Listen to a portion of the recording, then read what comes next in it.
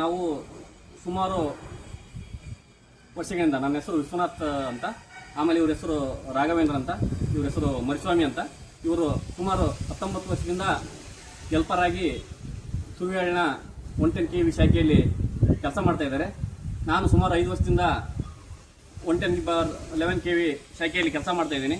ಹಾಗೂ ಇವರು ಸಹ ಸುಮಾರು 5 ವರ್ಷದಿಂದ ಅಲ್ಲಿ ಕೆಲಸ ಮಾಡ್ತಾನೆ ಇದ್ದಾರೆ.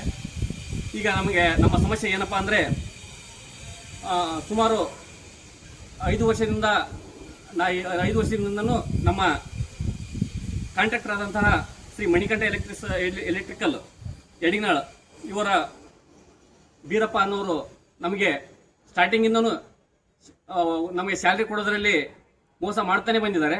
ಅದನ್ನು ಪ್ರಶ್ನೆ ಮಾಡಿದಾರನ್ನ ಯಾರು ಪ್ರಶ್ನೆ ಮಾಡ್ತಾರೋ ಅವ್ರನ್ನ ಕಿತ್ತಾಕ್ತಾನೆ ಬಂದಿದ್ದಾರೆ.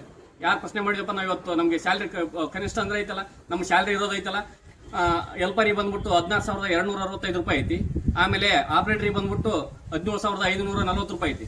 ಆದರೂ ಸಹ ನಮಗೆ ಕೇವಲ 9,000 ರೂಪಾಯಿ, ತಿಂಗಳಿಗೆ 9,000 ರೂಪಾಯಿ, ಆಮೇಲೆ ಆಪರೇಟರಿಗೆ 10,000 ರೂಪಾಯಿ ಮಾತ್ರ ಕೊಡ್ತಾ ಇದ್ದಾರೆ.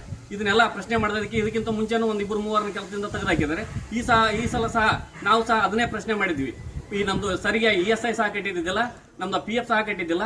ಇದನ್ನೆಲ್ಲ ಪ್ರಶ್ನೆ ಮಾಡಿರೋದಕ್ಕೇನೆ ನಮ್ಮ ಕನಿಷ್ಠ ಸ್ಯಾಲ್ರಿ ಕೊಡಪ್ಪ ಅಂತ ಕೇಳಿದದಕ್ಕೇನೆ ನಮ್ಮನ್ನ ಏಕಾಏಕಿ ಯಾವುದೇ ಕಾರಣಗಳನ್ನು ನೀಡದೆ ಏಕಾಏಕಿ ಕೆಲಸದಿಂದ ತೆಗೆದುಹಾಕಿದ್ದಾರೆ. ಇದ್ರ ಬಗ್ಗೆ ನಾವು ಈಗಾಗಲೇ ನಮ್ಮ ರಾಯಚೂರು ಜಿಲ್ಲೆಯ ಕೃಷಿ ಕಾರ್ಮಿಕ ಇಲಾಖೆ ಸಹ ಕಂಪ್ಲೇಂಟ್ ಮಾಡಿದ್ದೀವಿ, ತಾಲೂಕು ಕಾರ್ಮಿಕ ಇಲಾಖೆ ಕಂಪ್ಲೇಂಟ್ ಮಾಡಿದ್ದೀವಿ, ಹಾಗೂ ನಮ್ಮ ಈ ಲಿಂಗಸೂಗರು ಅವರಿಗೆ ಸಹ ಒಂದು ಕಂಪ್ಲೇಂಟ್ ಅನ್ನು ಮಾಡಿದ್ದೀವಿ. ಹಾಗೂ EPF ಅನ್ನ ಸರಿಯಾಗಿ ಕಟ್ಟಿದ್ದರಿಂದ EPF ಆಫೀಸಿಗೆ ಸಹ ಕಂಪ್ಲೇಂಟ್ ಮಾಡಿದ್ದೀವಿ. ಹಾಗೂ ESI ಸಹ ಒಟ್ಟ ಕಟ್ಟೇ ಇಲ್ಲ, 4 ವರ್ಷದಿಂದ ಒಟ್ಟ ನಮ್ಮ ESI ಸಹ ಕಟ್ಟಿರಲಿಲ್ಲ, ಅದು ಸಹ ಕಂಪ್ಲೇಂಟ್ ಮಾಡಿದ್ದೀವಿ.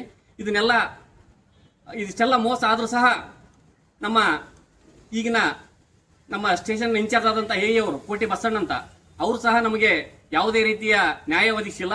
ಹಾಗೂ ಸಹ ನಮ್ಮ AEE ಸರ್ ಆದಂತಹ ಶ್ರೀ ಶಿವಪ್ಪ ಹೂಗಾರ್ ಸಹ ಯಾವುದೇ ರೀತಿಯಿಂದ ನಮಗೆ ನ್ಯಾಯ ಒದಗಿಸಲಿಲ್ಲ.